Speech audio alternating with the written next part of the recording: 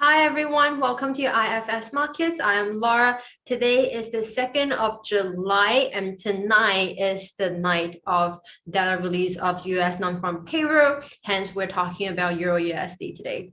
So I have selected EURUSD already, which the professionals at Trading Central are predicting that it may fall from 11 to 26 pips. This is a 30-minute chart, so make sure you pay attention to that. The current price is below the 20 days and 50 days moving average. We can see the upper trend line here, and also on the current price is at the bottom of the Bollinger Band. The RSI is around the neutral area of 50, and the comment section they're saying the RSI lack upward momentum. Below, it's a series of supports and resistances. I strongly recommend you to watch our video yesterday on the fundamental analysis, the economic calendar about the US non-farm payroll release tonight. So you can combine the technical analysis and the fundamental analysis.